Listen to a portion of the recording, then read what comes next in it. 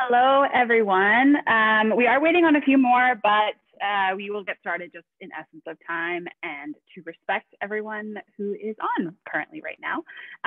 So thank you all for joining us. My name is Talitha McCloskey, and I'm one of the co-founders of Raise Her Community, along with Skylar, who is my other half here on the call, and our two moms, Gwen and Marlene. We, along with our wonderful youth advocacy panel, are super delighted that you're here and to launch our first Real Talk of 2021. Feels weird to say 2021. Can't believe we made it through 2020, but we're here. So our chat this evening is all about moving intentionally into 2021 and kind of dropping the idea of traditional resolutions. So tonight you're going to hear from three young women who have unique perspectives on how 2020 has helped them adapt their mindset to feel re-energized and enlightened moving into 2021. Obviously, 2020 has changed us, and we are maybe a little bit better off, maybe a little bit not. But we've grown and changed in unexpected ways regardless. And so we're looking to drop the idea of resolutions for the next year and really just focus on shifting our mindsets to more positive.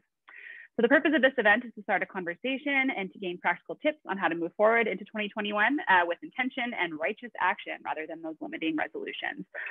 These virtual talks are held in a safe virtual space, free from judgment. So please know that whatever you say, whatever questions you ask, whatever comments are made are totally safe and free from judgment. Before we proceed, we always like to do a land acknowledgement just to acknowledge the land that we are broadcasting from here on Treaty 4 territory. So we acknowledge and honor the Indigenous lands on which we live and work, the traditional land of the Cree, the Saulteaux, Nakota, Lakota, and Dakota, and the homeland of the Métis Nation. We pay respect to the Indigenous peoples who have lived and continue to live in this territory and whose culture, practices, and spirituality are tied to this land. We acknowledge our settler ancestry and the colonization that has created oppression, suffering, and hardship for Indigenous peoples for many generations.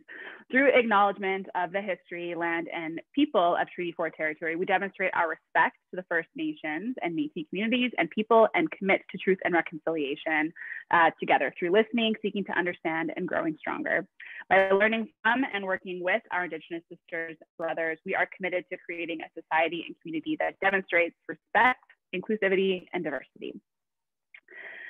So I'm sure many of you saw that our chat this evening and what our donation is going towards for Amicon, Women's Empowerment, is sponsored by Beautiful Mood app, which is a new application that was kind of spawned from all of the happenings of 2020 and is created by the lovely Roshana Sawatsky.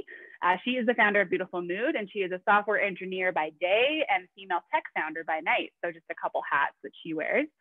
Ro created the Beautiful Mood app as a way to cope with some of the mental, emotional ups and downs brought on by the COVID-19 pandemic. And I'm sure that we are all still facing it currently. So I'm going to pass this off to Ro, and she can do a little introduction of herself and Beautiful Mood app and why she created it and all that fun stuff. Off to you, Roshana. Thanks. Hi, everyone. I'm Ro. Back in February of last year, I was just getting really anxious about COVID and didn't really know how to deal with it. And I've worked in software for the past 10 years, and a friend had recommended journaling to me. So I thought, well, I don't think I can commit to journaling every day on paper, so why don't I make it into an app? So I created Beautiful Mood, which is a kind of combo mood tracking / journaling app that brings in a lot of the aesthetic details from bullet journaling. So each month you get a different theme. This month I did stars and barns. So each day you fill in how you're feeling, and then a color from your mood fills in your theme for that month. And then the app also gives you details like, you know, I'm happier on days I go outside or hang out with my friends. So there's a lot of interesting stuff in there, and it's been really fun to create. Thank you so much. I personally use Beautiful Mood app, and I've been doing so since about October, and I absolutely love it. It's a really good way to just kind of do a mental check-in, especially with the turmoil I think that some of us went through in 2020 mentally without even really realizing it. So thank you for sharing. I will pass it off to Sky now, who is going to do a quick introduction of our this whole kind of chat. Hi, everyone. So thank you so much. We're super excited to have you and host you tonight. So what we're all about, what all the ticket proceeds have been given to, our like Talitha mentioned, is called Amicon Women Empowerment Inc. And we're donating all the proceeds from all of our tickets from other events that we host and certain merch that we sell throughout the last 3 months to this not-for-profit. And it's a local not-for-profit based here in Regina, Saskatchewan, designed to promote women's success by providing underprivileged and disadvantaged girls and women to success-enhancing tools such as laptops and basic training and skills on computers. So they help a lot of teen moms, they help a lot of new Canadians who don't have those basic computer skills and just don't have the means or the time to learn how to do it all with other things in their life, and they're doing great things for our community. So that's where your proceeds, the tickets proceeds are going to today. So thank you all so much for helping us support this cause. So just a quick, a couple more things before we dive right into the panel. Just a little bit about Racer Community for those of you who are new, don't really know about us. We are a for impact intergenerational movement of women supporting women to become leaders in our communities and their communities. And we do this by providing membership to women, men, anyone who's basically an ally and a supporter of women and wants to raise them up. And we provide our members with professional and personal development resources. We provide them with experiences to connect with like-minded women who they wouldn't normally meet in their normal circles, as well as different opportunities to practice and develop their leadership skills. So that's what we're all about. If you have any other questions, want to learn more about us, just visit our website, racerco.com, or follow us on social at racerco. So tonight's event is specifically put on by our youth advocacy panel, many of the members of which are, I think all of them are here today actually. And these young women are aged 18 to 25, and they kind of govern as an arm of Racer Community to help us create a new community and reach youth specifically, and understand the barriers that youth are facing in terms of reaching leadership roles or understanding what leadership really is, and just helping represent and be a voice for youth in our organization and our community as well. So our Real Talk today will be moderated by our YAP member, Danielle Apakoh. She wants to give a wave. And members Reha Sharif and Taylor Eltham will also be facilitating the poll at the end. And then we'll have a couple of our members who will be on the panel as well, which I will introduce right now. So first off, not a YAP member, but an amazing woman who has joined us today is Tashin Rodoshi. I hope I got that right. She identifies as she and her, and she recently completed her honors BA in Law and Society from University. In her academic career, she has been involved in various youth leadership spaces, including UNICEF Canada, Plan International Canada, and Scarborough Southwest Youth Council. Tashin aims to challenge spaces to adapt a critical intersectional approach to gender equality and equity to ensure that women and girls are all able to achieve adequate resources and opportunities to thrive in the future. So thank you, Tashin, for joining us. Next, we have she's a second-year student at the University of Regina who is currently completing an undergraduate in biochemistry with plans to obtain a medical degree afterwards. Besides her fascination with healing, she's very passionate about growth and perseverance. This year has forced her to persevere in times of unexpected difficulty and grow in numerous ways. During the time of reset, she's contemplating how to consciously set her intentions for the new year. So thank you, Aluk. And next we have Chiara Wolfe. Chiara is also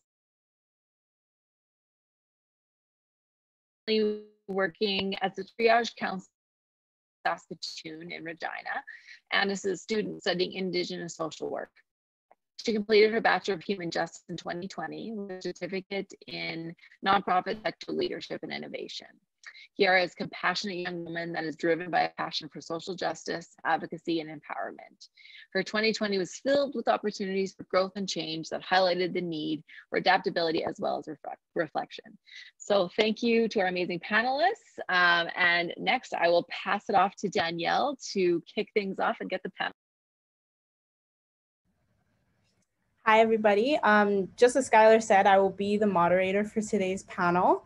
So we're just going to get right into the discussion. Again, I wanted to thank our three panelists for being here once again. You guys are awesome. Thank you for dedicating time out of your lovely night to be with us. So I'm just going to start off with a couple questions based on intentions and resolutions. So if I wanted to actually start with Chiara, because I feel like I kind of know Chiara a little bit, and through her social justice advocacy work, like I think it would be really interesting to kind of start off with her. So the first question I have is, what does a new year mean to you? So thank you, Danielle. A new year for me means not putting the limit of resolutions on and really focusing on the small goals, taking the time to forgive myself if those goals that I had in mind didn't really come to fruition, which happened a lot in 2020 due to the pandemic, and recognizing that it's really important to be compassionate and empathetic when engaging with other people, as COVID brought in a lot of difficulties that people are also experiencing and further amplified those difficulties on top of this pandemic. So that's what 2021 is kind of centered around for me, is really shifting perspective and focusing on the smaller steps. For sure. That's awesome. Thank you so much, Chiara, for starting us off. I guess I'll go along with Tashin, if you want to jump in. Yeah, for sure. Thank you. I think for New Year's, I started to take a step back and really see how I interact with the concept of New Year's. I started to realize that whenever this time around comes, it's like it begins to capitalize over our insecurities and fears and imperfections of who we are, and all that negative baggage kind of unfolds in the same time, and this pressure to become a new person. So definitely becoming a lot more self-aware of the thoughts and actions that I'm taking, and really recognizing the steps that I'm about to take forward towards the next year are sustainable and healthy for my own well-being. Awesome. Great. That's great. And just to mention, Talita had put in the chat that if you have any questions, you can just ask through the chat, and we'll kind of disperse them among the panel. So last but not least, Aluk. I think of the new year like a reset, because I feel like with Christmas and then the new year and then having that little break, it gives me time to think about the year. And so I'm not only acknowledging that a cycle is about to start again, but I get to reflect on the past year. And especially since this whole year felt like it was quarantine and the pandemic, and all of my plans and resolutions I had for the year could not, like Chiara said, come to fruition. So being able to take that time to reflect and understand that things have to look differently in this upcoming year, because you don't know how it's going to go. Now there's a vaccine, but I don't know when quarantine is going to officially come to an end, and when all of these plans I had and trips I wanted to plan is going to happen. So a new year for me is a reset, and it creates a space for me to think, okay, how do I want this year to go, and how am I going into it? Awesome. Thank you, Luke. Yeah, I could relate to a lot of stuff that was said there about, I feel like in a lot of ways this year has been kind of weird. So yeah, definitely some replanning on how the new year is going to look for you, because the pandemic kind of showed us that we're not really sure what's going to happen. So yeah, so kind of moving on to the next question. I guess it in some ways I can kind of think of ways that all of you answer, especially you, Luke, when you mentioned you know, replanning your year.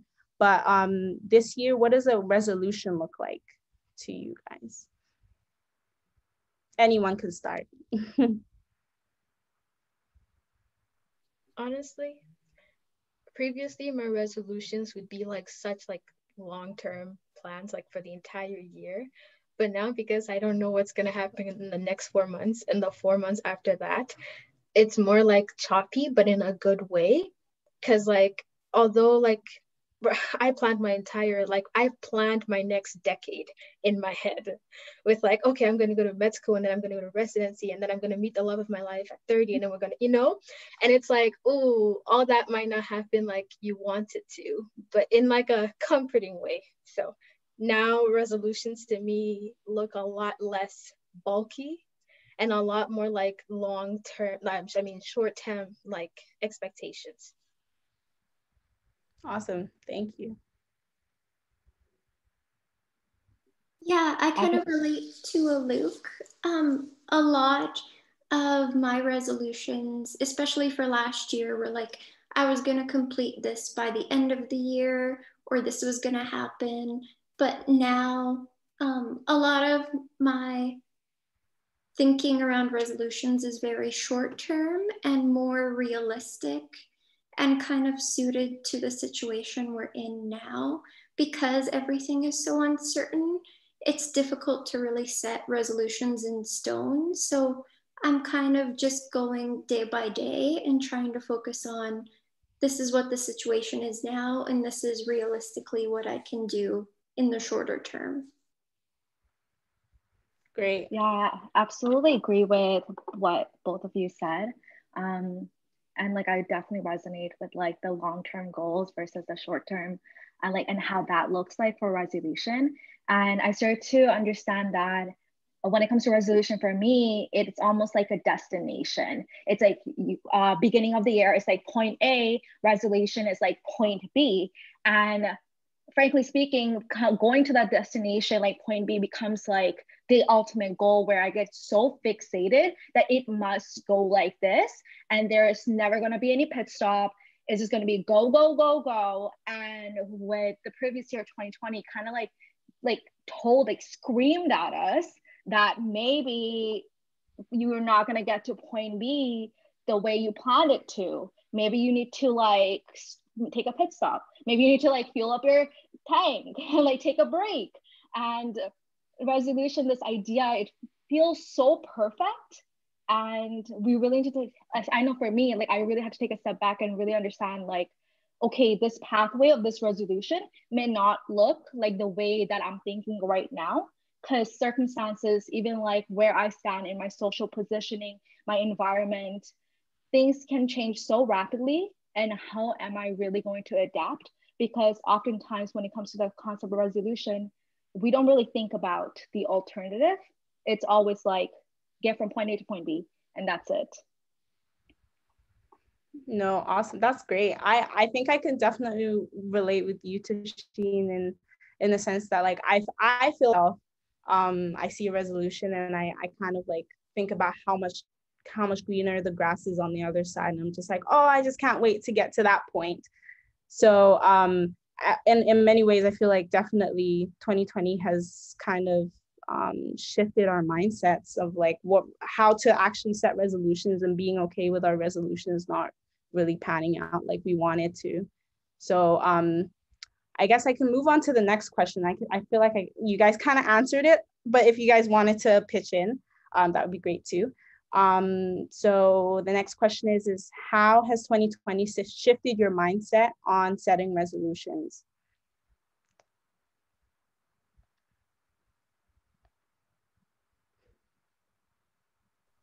I can go. I kind of like touched on it in the previous question, but Sure. also like I can add in like when it comes to resolution, like once again, it's like taking small steps, like how Chiara said, like not taking like the longer route and like longer way of doing things, and being able to like really understand where I am at the current time, and then replan, like reschedule things, and that's totally okay, and not be so fixated in like getting from one place to the other, because things may change and that's totally okay as well.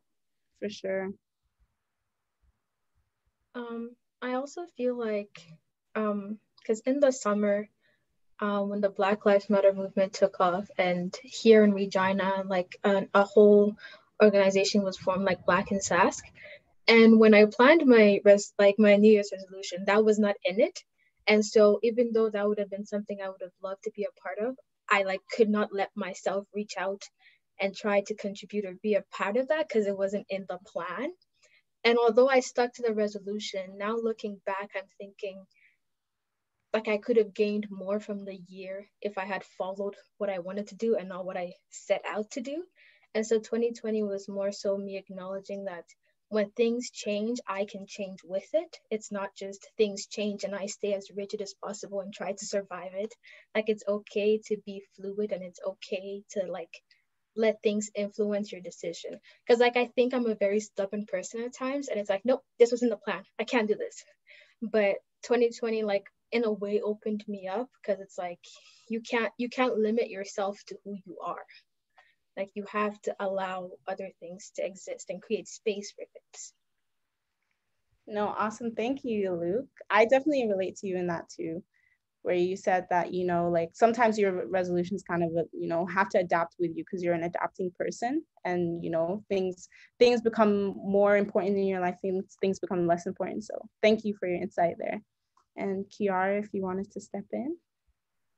Yeah, kind of relating to Aluk in the resolutions and the adaptability. One of the things that I didn't really expect in 2020 to affect me as much as it did was the overdose crisis in the province. So there were a lot of resolutions I had because I worked previously with like a homeless organization, and a lot of the people there were very active in drugs or they were in recovery. So I had always said like, oh, I'm going to go back and go visit those people and all this. But then the pandemic hit and then I started seeing the obituaries in the news. And that was something that I really wasn't prepared for. And like that resolution and hope to go back and reconnect with those people kind of turned into like reconnecting through grief and having to grieve from far away. So that was quite a new experience for me, and I really had to learn how to navigate that situation. Awesome. Thank you. Thank you so much for your input. So we're going to move on to the next question. I feel like it definitely relates to the last question about how, you set out a resolution to tell yourself you're going to go to the gym this year. You know, you've only gone like 5 times. You know, it happens. You know, it is what it is. But I wanted to know, how do you pick yourselves up when you're not following your resolution?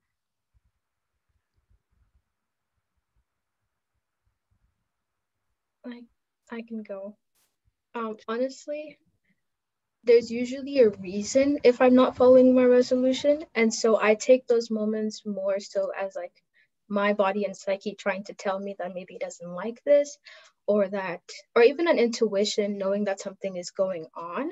So more so trying to like ignore it and get back on track. Like I feel like when you forcefully try to do something, it just like breaks. So I like to like take a step back and like look at my life and myself and be like, is there something wrong? Like what's happening? Like why isn't this flowing as smoothly as I'd like it to? And like usually it helps to reach out to friends because they have like encouraging words and they're like, oh, it's okay if you didn't do this, like you can do this instead. And I personally go to therapy, and so my therapist has like documents on me, which is good because sometimes I just forget.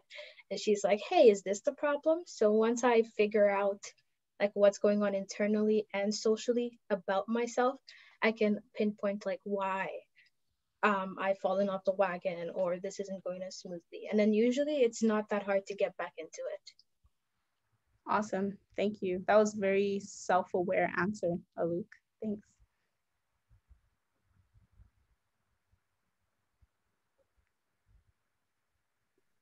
For me, with resolutions and not keeping on track, I usually try and see if the resolution is actually a fit for me. So I try and critique like, oh, when I came up with this resolution, like January 1st, 2021, is it actually something that I'll stick to? Is it something that suits me now in the current? And when I find I'm not staying on track with something I really like, I try to do self-care and take acknowledgement that maybe I won't get there right away, but that's not necessarily a reason to give up. There's always small steps and baby steps, or there's that alternative path that was mentioned before where there may be pit stops during it, and that's okay. The goal can still happen. And also, just forgiving myself, like if something doesn't pan out, like if I don't go to the gym one day, or if I decide to skip a reading for class, like that's okay, I'll still get it done, and I'm allowed to take that time for myself. Awesome. That's great. I 100% agree.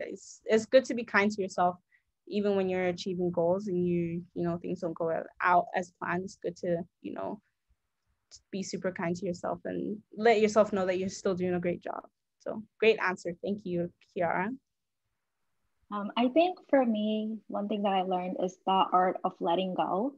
And when it comes to like resolution, because at the beginning of the year, I don't know about y'all, but I'm like super ambitious. I'm like, I'm gonna do this, to an extent that oftentimes I overcommit to myself. I create like a vision board and everything. And once things start to change, and like once again, such a pivotal year for all our lives, 2020, and it's gonna go down in history.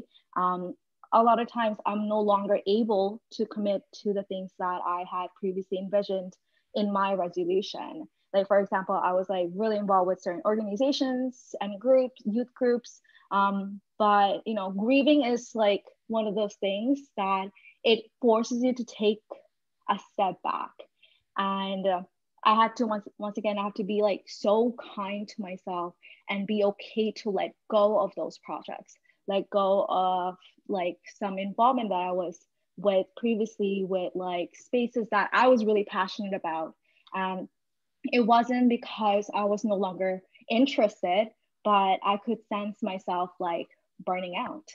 And when I was able to recognize that energy and space shift with the intention of why I like even began that resolution of me being so involved in these spaces, I once again wasn't able to produce the best work that I had envisioned that I would be able to do. And I think for some resolution, I had to let it go because I knew I would be able to flourish in other resolutions that I've made before. And like maybe something else may come up and I'll be able to excel in that space. And even if I don't excel, like at least I'll be involved in that space, you know? For sure. Thank you so much, Tashin. Okay, so we're kind of approaching the last questions of our panel, our panel discussion. So our next question here is, how often do you set intentions?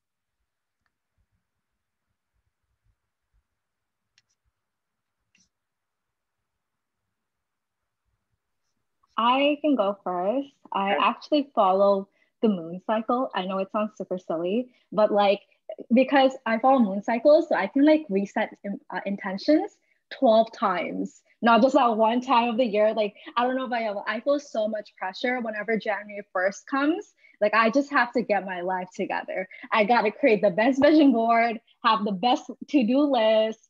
But when it comes to like the moon cycles, I know like every month, it pushes me to reflect. It pushes me to recognize the work that I've been doing.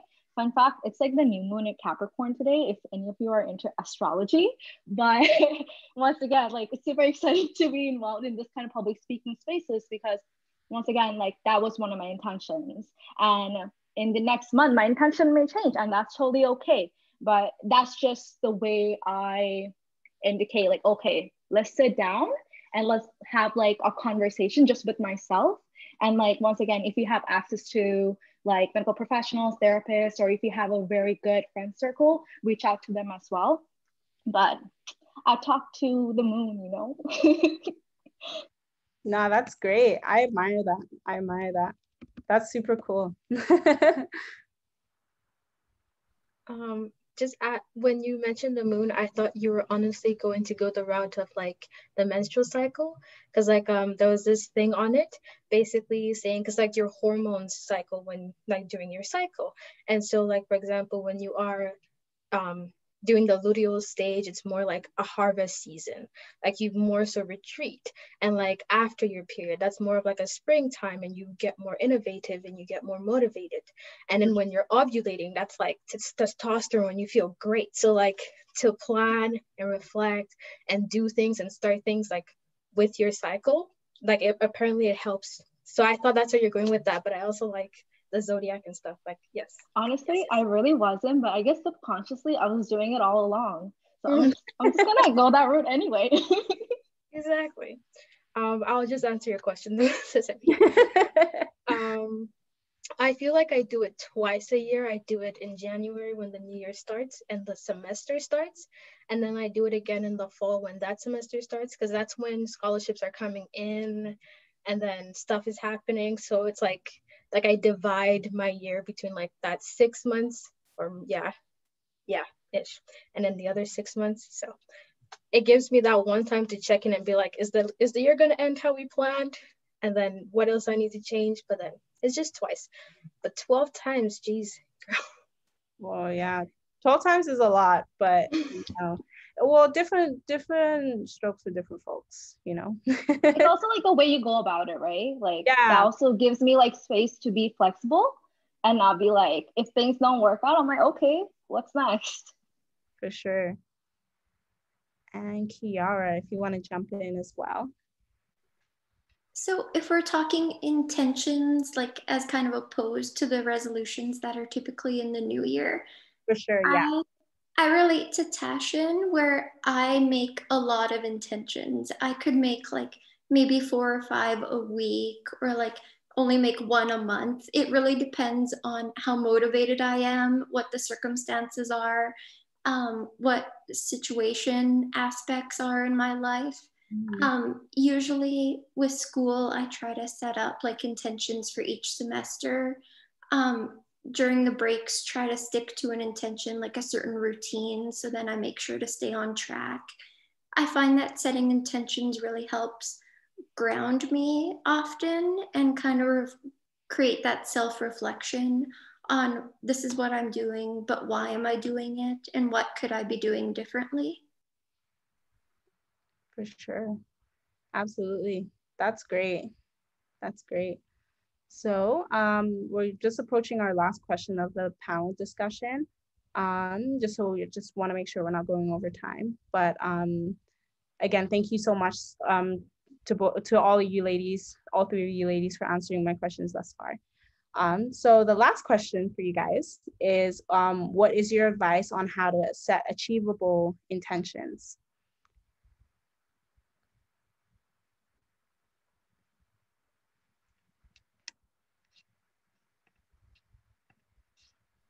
I can go first. One of my friends actually told me about this concept, fail forward. So it's super interesting. Like he was just, and I asked him, I was so confused, like, what do you mean failing forward? And he's just like, in order for you to move forward, inevitably you're gonna fail. It's just the way you're going to interact with you failing a project. Wow. Are you going to be super hard on yourself? Or are you going to take it as a lesson to evolve and to, level up?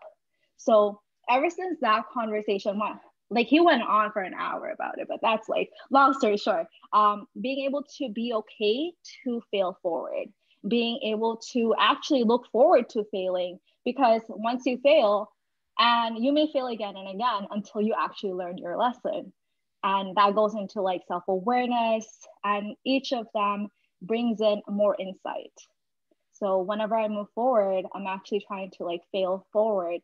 That way I can be in this continuous cycle of me leveling up or evolving into a new person. Because if I'm too rigid of like, this is how exactly it's going to go, I may be avoiding failure and maybe avoiding ways to just like, be better in the future. For sure. Just have a comment from Rehan in the chat. Amazing responses. Something I struggle with as an ambitious person is trusting and appreciating process more rather than idealizing the outcome. Do you have any tips on staying present during the process of staying motivated? So any of you ladies can answer this, any of you three ladies on the panel. So.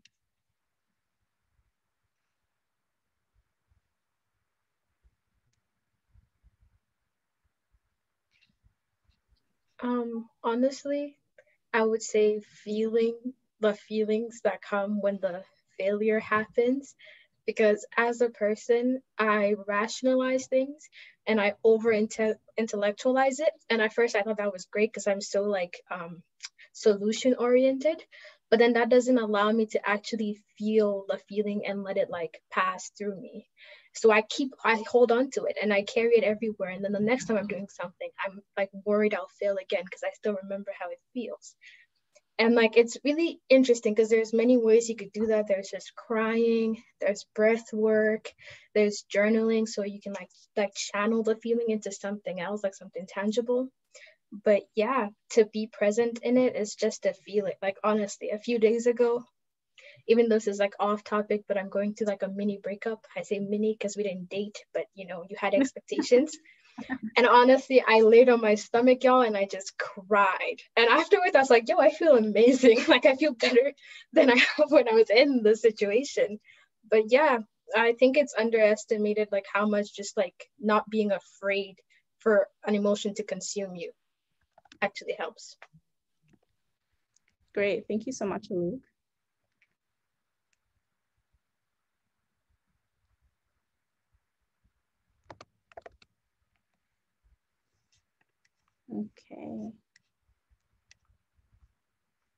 Okay, I guess that concludes our youth panel discussion. Thank you so much, ladies, for participating and being a part of us. Big round of applause for all three of you beautiful ladies. So now I'm gonna, thanks guys for participating in the claps. So now I'm gonna pass it on to Reha with her interactive polls and discussion. Okay, thank you. Take it away, Reha.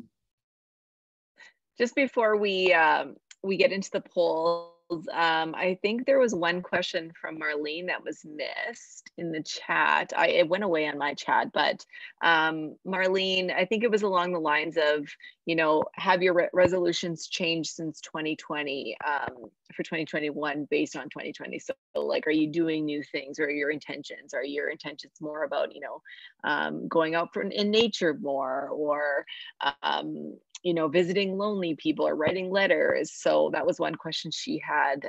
You know, have the nature of your intentions or your resolutions changed because of 2020? And anyone can answer this as well. I would say some of my intentions have focused more on the community aspect and how my intentions also influence the community. For example, like the writing letters or visiting people that are lonely, what I try to do is connect with my friends more, do check-ins, like see how they're doing, just ask like, oh, the new year started, like, how are you doing? How was your family through the pandemic? Like really building those more relational connections. And also what started in Regina was the Regina Community Fridge, where it's like mutual aid, where you can like set up like a library where people can take free food and other people donate food. So I found that really interesting as like creating that community of care, where also like the idea of like illness becomes wellness, or instead of yelling self-care at people, you can create the community of care, because some people don't really have the tools necessary to do self-care on their own, and they need that community to help them reach that goal. So I found that through the pandemic, really being there to support others is something I've tried to incorporate in my intentions.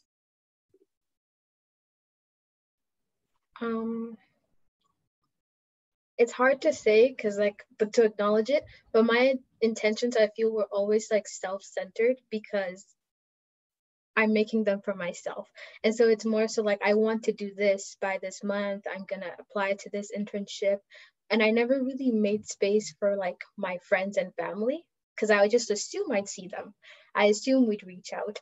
And like, although we did, once like quarantine hit and like COVID happened, and those were not just like naturally occurring because we didn't run into each other, they weren't family gatherings, then like now going to 2021, like I'm actually making the intention to see my family expanded, and especially my extended family, because there's only so many times you can interact with people because you have to be cautious of social distancing. So it's like, yeah, I have to set time aside.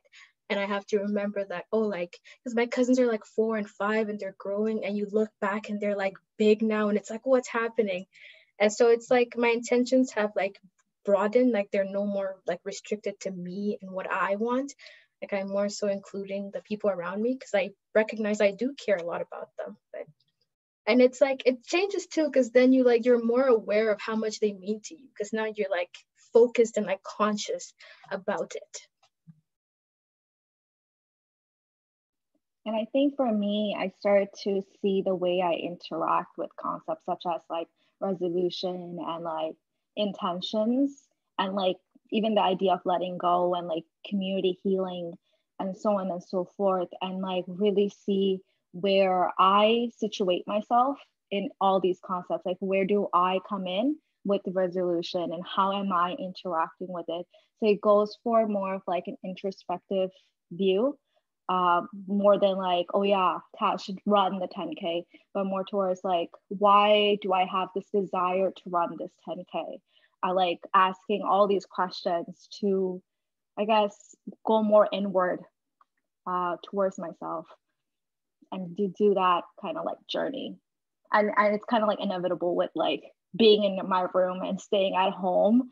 And it's just like one of those things that I found that really fascinated me, because I used to be so obsessed or like fixated about the international world, where I start to realize that there is a world even within me. How am I interacting with that space?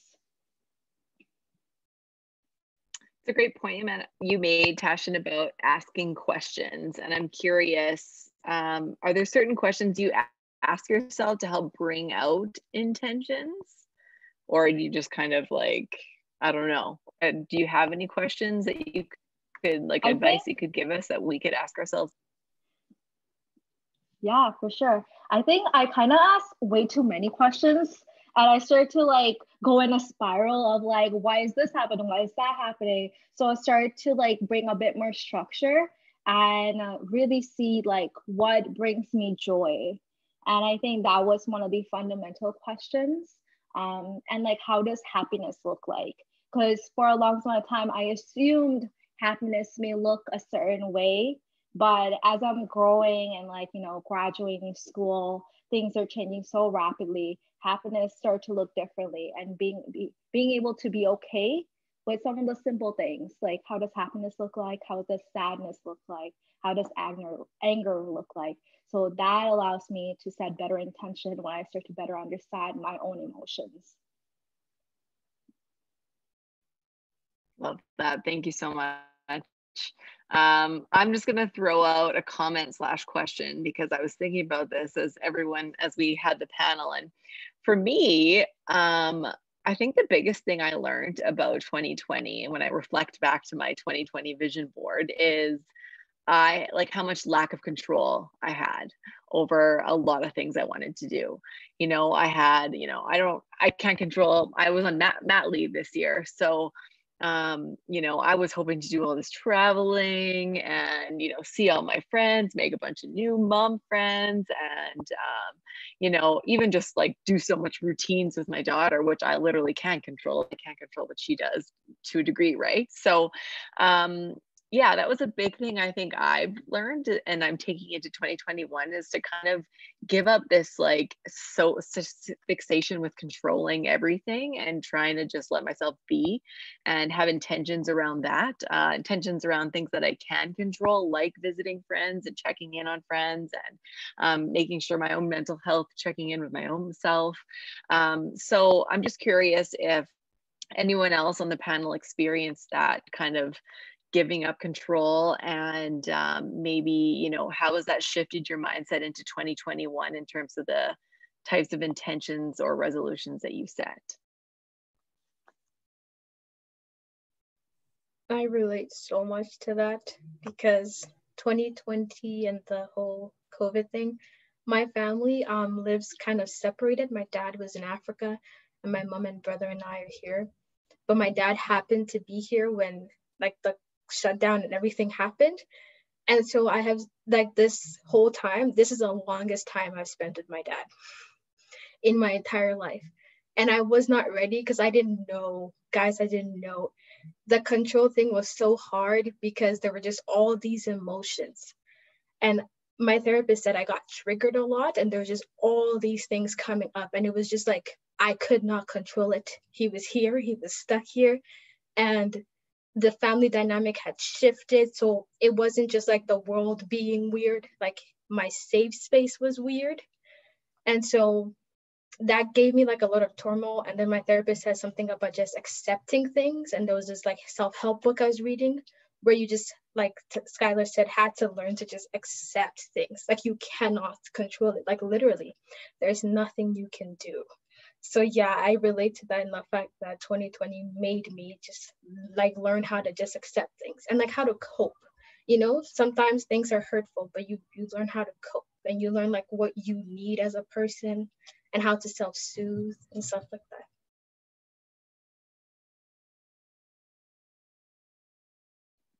That's awesome. Thank you so much. Anyone else have any final comments on the panel before we get into the polls?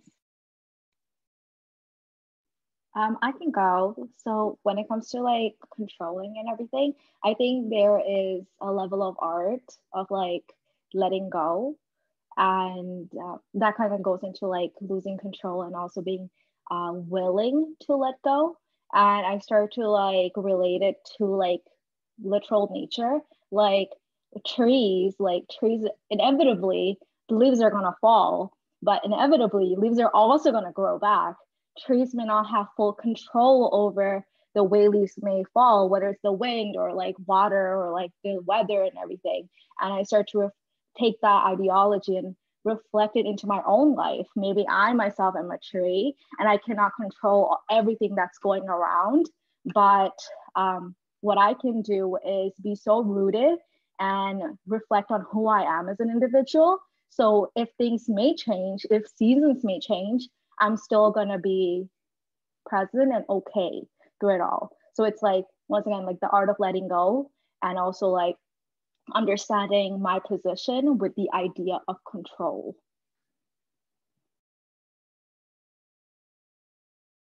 Love that. That's such a great analogy. Awesome. I was going to make a comment, even though I'm not on the panel, but I just wanted to say, so I did this workshop with Riley Lawson last night, and which I kind of mentioned in the comments, and it talks about, it was like setting intentions and that type of thing. It was kind of perfect that it preceded this workshop or this talk tonight. But the thing that I'm very much like all of you, and that I was like, I'm going to like complete all of our house projects, and I'm going to like not apply for scholarships, but like do all those very specific things by this time. And then last year definitely shook me, and that I didn't get to actually finish all that. I didn't get to complete things.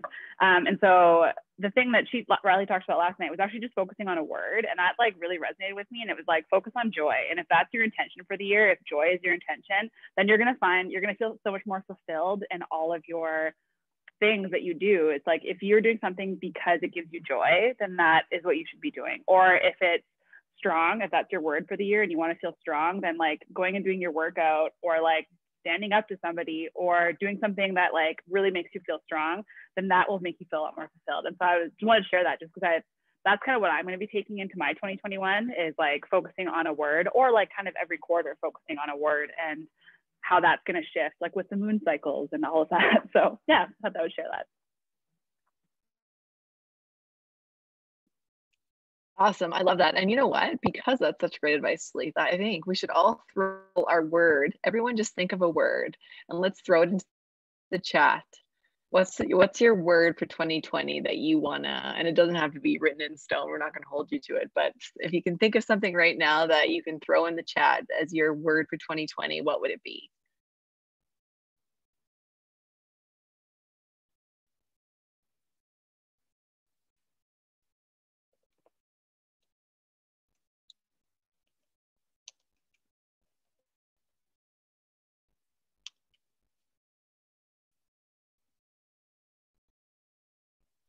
Tashin with the abundance. Girl, you beat me to it.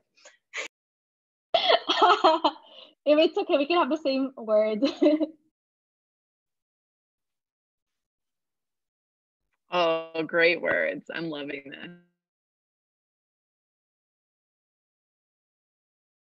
Resilience is awesome. Peace, thrive, patience, peace, fluid. Awesome.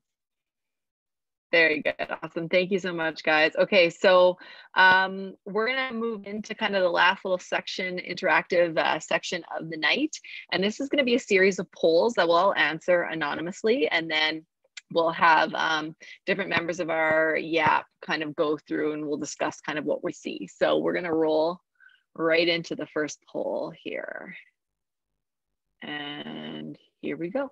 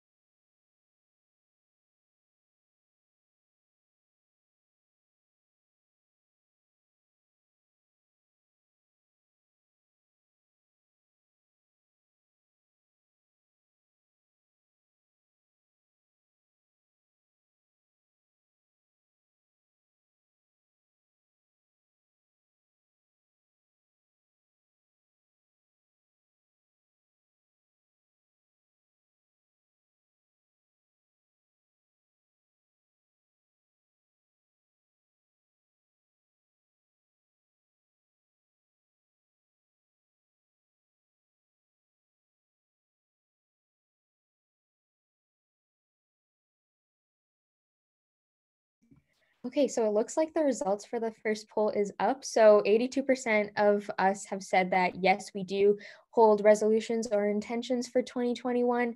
9% said no, and then 9% also said unsure. For me personally, when I think about resolutions or intentions, I think back to my grade 9 health teacher who like embedded in us like SMART goals. If you know what, I'm pretty sure like they're pretty universal. A lot of people know what SMART goals are. Like they have to be specific, measurable, active, attainable, realistic and timely. I think that's what it was. And if I didn't meet that goal within the first week of January, I would like scrap the whole thing. Like I would just be like, wow, like that was such a bust. Like, why did I set that goal? I'm such a failure. And then just continue on with my regular schedule. So I think that especially this conversation, especially this past year, has really just made me think back to like what actually are goals, like what are goals, like they're not necessarily bad, like goals aren't inherently bad, it's just how you deal with the goals that can be negative. So that was like that was a learning curve for me in 2020, and like just realizing that resolutions, like keeping resolutions and like keeping intentions aren't bad, they're good. If they work for you, they're great, and if they don't, we'll find something else and just keep adapting. So that's something that I learned. And yeah, so I think that we can probably move on to the next poll, unless there's anything that anyone wants to share. You can like say it in the chat. This is pretty like a fluid conversation right now. It's pretty open. So yeah, feel free to just jump on in if you need to, but I think that we'll launch the second poll now.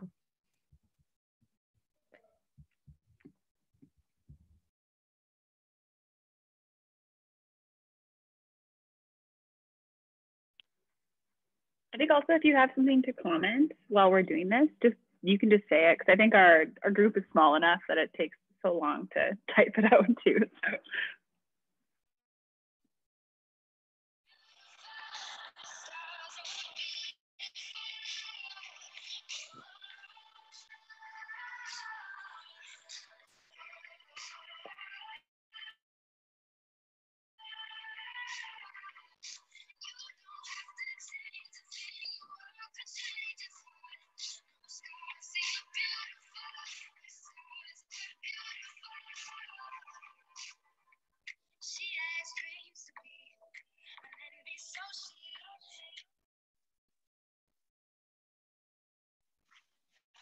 Okay, perfect. So the results here are kind of sporadic. I think that all of them have been selected.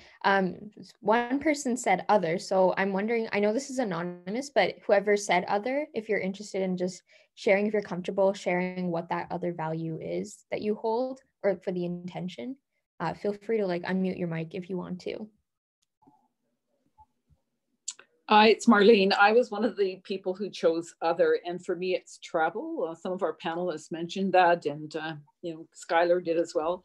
We had great plans. I'm retired from full-time employment, and we had great plans for travel this year, and we definitely want to travel next year. So that to me is, it's about a whole bunch of the other qualities that people have talked about. It's relationships, because we're going to be meeting with people who we haven't seen for a long time.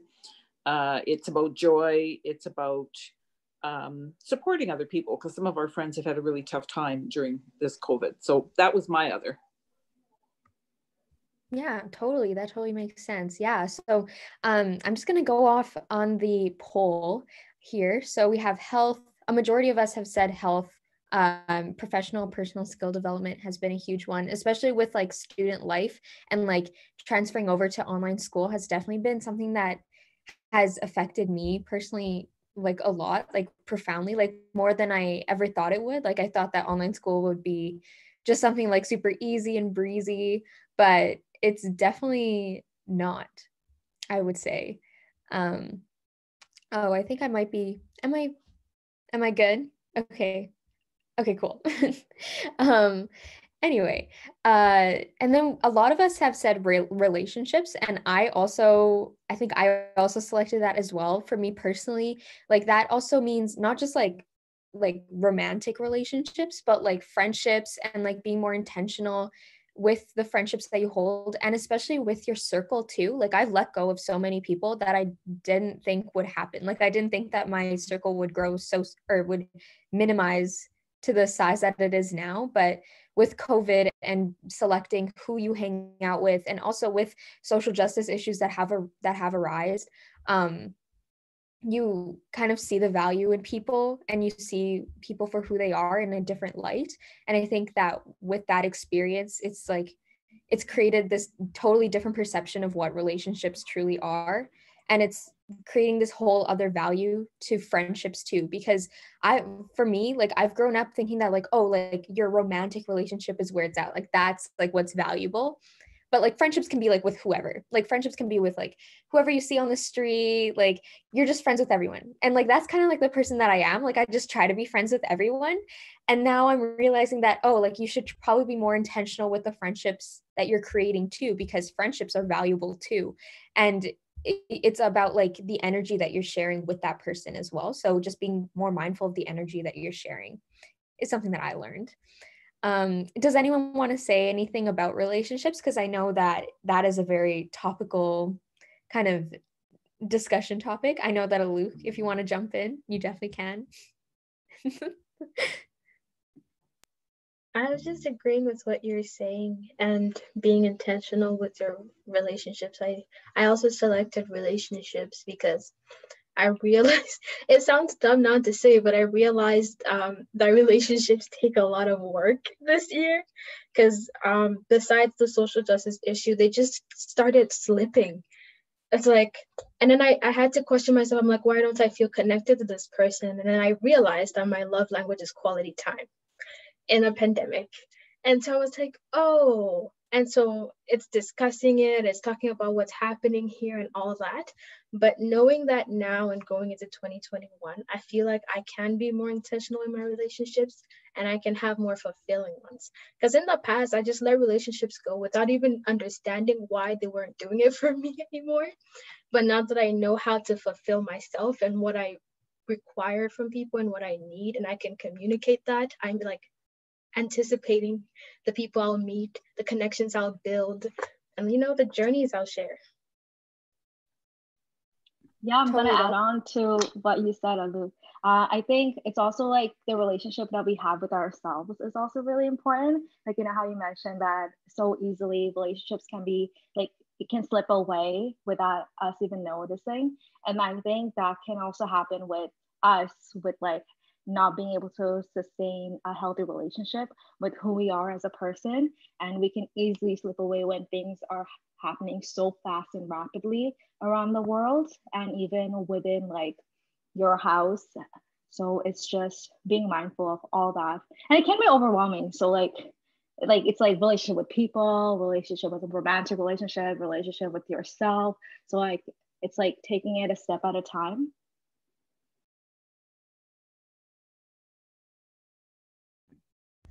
Totally. Yeah. I was just gonna cue Tashin, but she jumped in. So that's awesome. We were on the same wavelength. And I was also gonna mention that Tashin also has a podcast called Runny Thoughts. It's very, very good. You guys should check it out. If you want to hear more of her. I plugged it in for you, Tashin. You're welcome. Thank you. Thank you. I do have like an episode about finding self-love. So if y'all ever want to like check it out, it's literally Running Thoughts, 2 different words. It's on Spotify and Apple Music. So yeah, thank you so much. Yeah, it's so good. It's so good. So yeah, I'm just gonna keep moving on with this poll. So another majority of us have said mindset, and that's also something that I've also dealt with too. Like again, online school, it's definitely shifting your mindset from being in this like super socialized kind of space, like environment, to just being in your room. Like I'm literally in my room and I'm hosting like an event. So like, although I'm speaking to 13 of you, I'm still like in my bedroom alone. So it's a very different like environment that we're all in that we definitely were not planning for. And that's like required us to adapt and shift our mindsets in different ways. So I'm curious, Chiara, Aluk, and Tashin, if you wanted to jump in about setting like different mindsets, especially with the like setting like, I guess like how I want to frame this question is like, you know, how you're shifting your intentions and setting intentions on like a moonly basis or like in that cycle. So how do you stay consistent with your mindset throughout these cycles?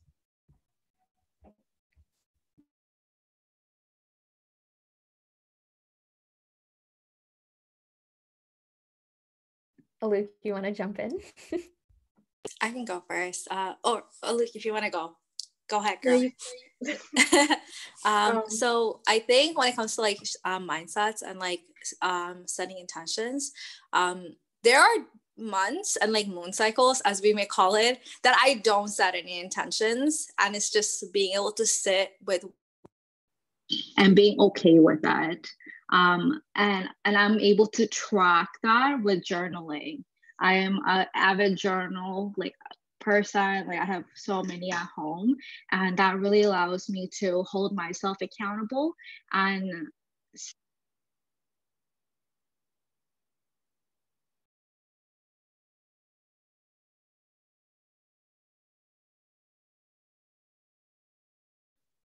Hello. Okay. Sorry, Tashin cut up there at the end, so I was like confused as to what was going on. My mindset with 2021. I'm like weary of it because so much happened in 2020.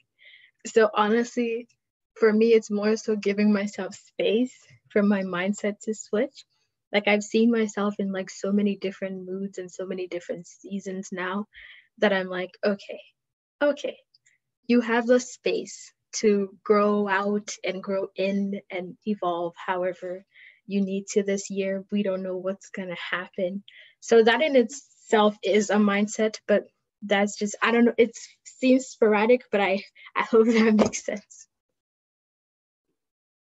Yeah, for me, I relate to Aluk. Like, I don't even know if I have a mindset set out yet for 2021 just because of how 2020 went. Like, part of me wants to set a mindset, but then I'm like, things are going to change again, and this mindset won't work, and I'll have to create a new one. Or, like, the mindset might become sort of like a resolution and become too concrete or rigid. So the mindsets are always constantly changing. So it's a matter of just grounding myself, finding ways for self-reflection, like doing a lot of yoga, making sure there's that me time where everything that's going on, like all the news consumption, everything from work and school, just taking that time to reflect on how is this really impacting me and how is it impacting my mood and emotions, and trying to stay in that mindset of just adaptability right now, that things are still constantly changing, and it's good to still remain positive and try with everything, but also that things may change in an instant. Totally. Thank you so much for sharing. I think that this concludes my two polls. I'm going to pass it over to Taylor Elton to share the other two.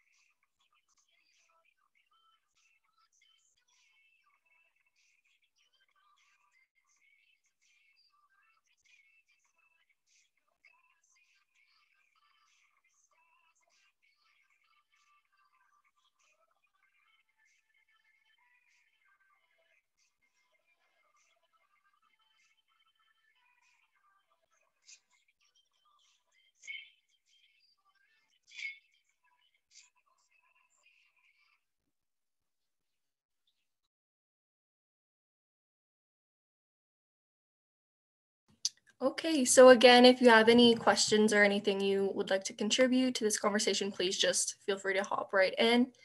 So for the question, what is your mindset going so far in 2021? It looks like a majority of people said, I'll pay more attention to my health and fitness. And we had, again, I would just like to know, because we had 10% say other. So if you're comfortable with sharing what other is, if you put that, I would love to hear what that was, if you're comfortable with sharing. I said other, just because this year also like there was a different like path that it's taken me through. It's like a more spiritual one, and spiritual in the sense of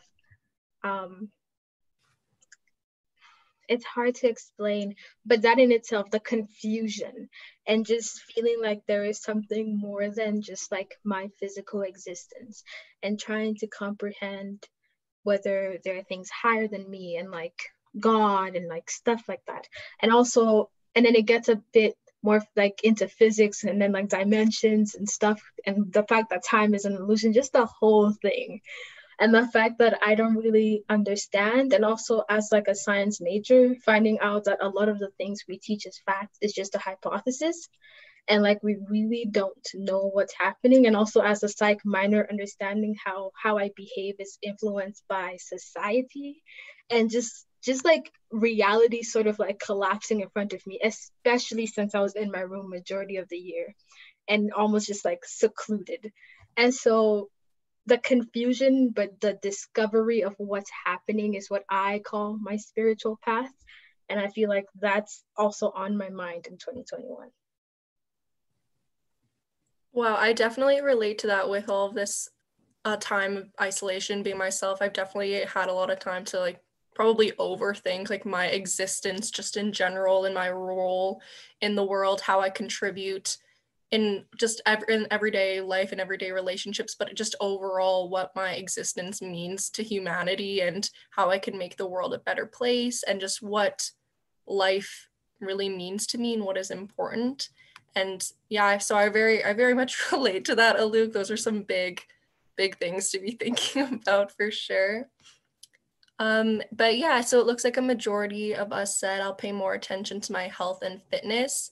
And I actually chose that as well. And when I was thinking about my health, I was thinking more so around my mental health, because I know that for a lot of people, 2020, this time of isolation has been very strenuous on our mental health, and even just having the time to not be distracted by a lot of outside things, being isolated and being by yourself has given you a lot of time to have to kind of acknowledge the things that you are unhappy with and things that you can improve on. So that's definitely something that I'm going forward with in 2021 is, well, if life gets back to normal, whatever that may look like, still continuing to check in with myself and like make moves to really find that inner peace that I hopefully can one day achieve. We also got on here, I appreciate friends and family more. And I think that kind of connects to what we said here. I'll have stronger relationships.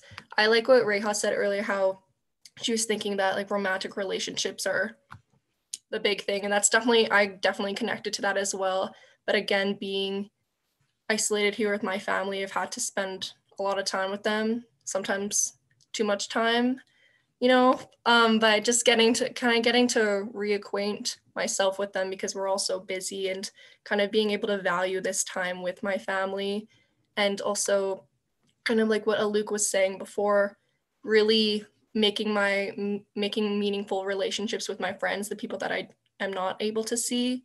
And I think that we can all kind of relate to the fact that what Aluk and Reha were saying, where our circles may have changed in 2020, whether they grew, whether they shrank, whether they just kind of changed in dynamic. But I definitely connect to that. And I have had to kind of come to terms with that and realize that even if my circles have shrunken, or if I've kind of disconnected from people, not learning that that's not on me, that's not a personal thing, or that doesn't say anything about me, that just might be something for them. You know what I mean? Like that doesn't say anything. Just because I've grown away from somebody, that doesn't mean that I'm a bad person or that they're a bad person. It's just that our relationship doesn't work right now. And so maybe we'll reconnect later, maybe we won't, but either way, all is well. All is well with that. So again, if anybody has anything that they would like to share about anything that they were thinking when they chose one of these, or just anything along the lines of, any of these responses, feel free to hop right in. Sure. I wanted to hop in because I actually chose there will be no COVID. That was one of my answers. Safety, of course. But honestly, I feel like a lot of people, I am kind of sick and tired of this pandemic, respectfully. I feel like in a lot of ways, I took for granted the things that I could have freely done before a global pandemic happened.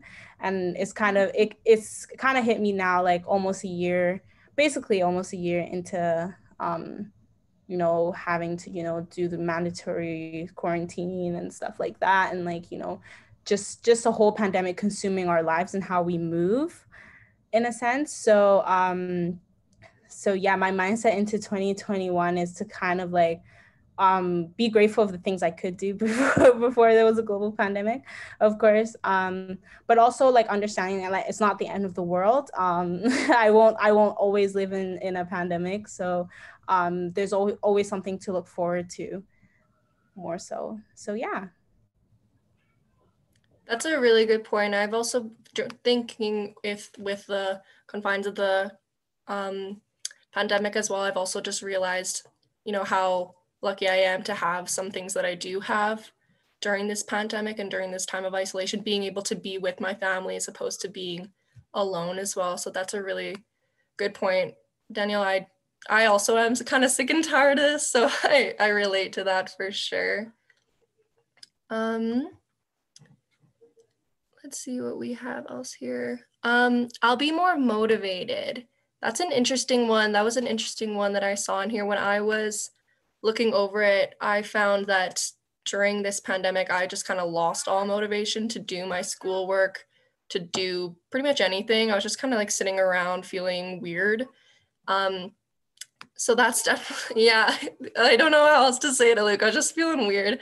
So I think I definitely want to kind of get back into that motivation in 2021, but I also want to kind of still be patient with myself and maintain that with myself as well.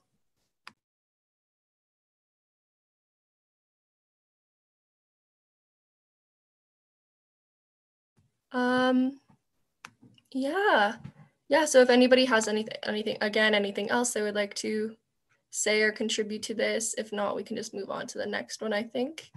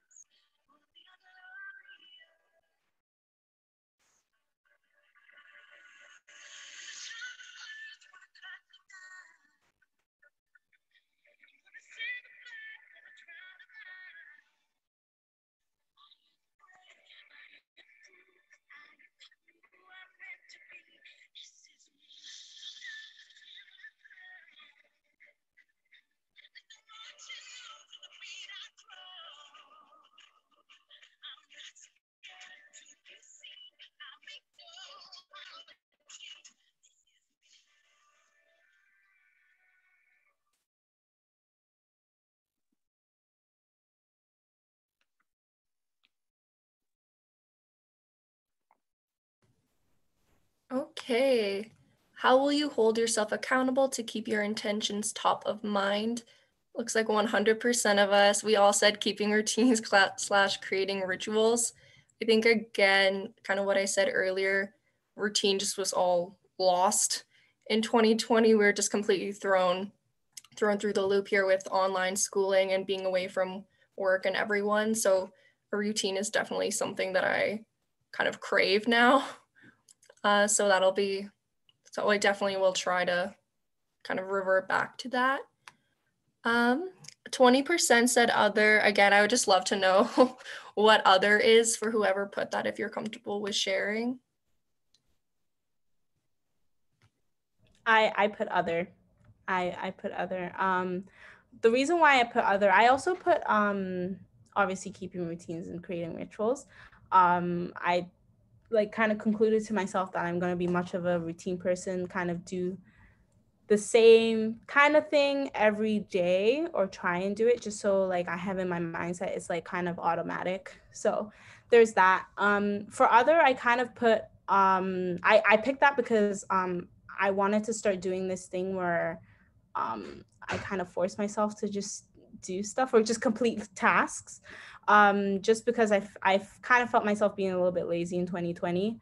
The laziness started to kick in where I kind of just, again, had no motivation to do things, so I just wouldn't do them. So yeah, just moving into like 2021 and keeping myself accountable, I'm kind of just gonna force myself to do stuff, just like, have in my mind like just freaking do it, Danielle. Like in the long run, it's gonna be better for you. So yeah.